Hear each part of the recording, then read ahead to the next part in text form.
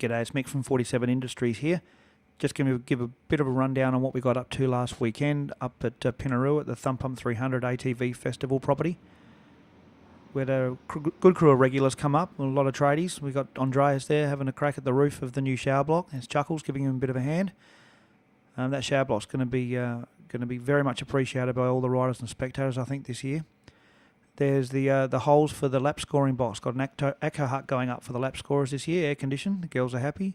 John Rogers, a good friend of 47 Industries, brought his Bobcat up and did a heap of work for us. There's Andreas again. That's just putting together the side framework for the lap scoring box.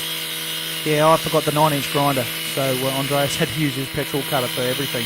But luckily he's a strong little Swedish meatball. He did very well. That's the post and everything, freshly donated by Andreas as well. That's where the Echo Hut's going. There's John building that jump. John and Bullet spent a lot of time on that final jump. A lot of you guys will remember that. Just as you're coming into the S's before the lap scoring box. That's all clay, and it's a beautifully groomed jump now. The guys are very pleased with that one. Lisa pinching Chuckles on the arse. Not real sure what that one was about. Andreas having a bit of a Swedish shower. Yeah, it was pretty hot and dry up there. Even though it was raining in Adelaide, it was still pretty hot and dusty up at Pinaroo. I've already put the phone call in to get some rain for the race, as usual. Noodles outdid himself, a bit of a master of the damper. 3 for 3 at the moment, damper with the fruit in it. There's Donna doing her bit, bringing her over. So yeah, if you want some cooking tips on camp ovens and how to cook a mean damper, Noodles is definitely the man to talk to. No bacon in the damper. I'm sure he'll be able to come up with a recipe for you with some bacon in there. He's a bit of a whiz. Damper mignons, perhaps, Noodles. There we go. There's a finished product. Everyone had a bit. That was fantastic. There's Tom Eitson, property owner of Scorpion Park. Hell of a nice guy. And Andreas doing his favourite thing, having a chat. Oh, and a Merc. That is definitely his favourite thing. There's Lisa eating some flies. Fantastic. She probably didn't know I was there, which is even funnier. Yeah, no, she didn't know I was there. Rosie doing his thing, bit of product placement with some CRC product. That bright zinc was very handy for all the cuts and everything on this Gauf tubing. There you go, Neil. There's our shower block, 6 showers, running off 2 donkeys, which we'll explain later once they all get set up. So that's going to be fantastic. We'll hopefully put the concrete in a couple of weeks. Thank you. What a superstar. Okay, Noodles got out there and did a lap of the junior and ATV tracks for us, which you'll see a preview on thumbpump.com as well.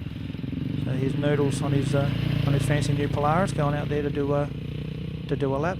The pits are extended this year; they're quite a bit longer, and the track itself is quite a bit different. The layout's very similar, but they've gone around. John Rogers with his Bobcat went around the entire track and cleaned it all up and put some crazy jumps in some interesting places, which I'm sure some of you guys will appreciate.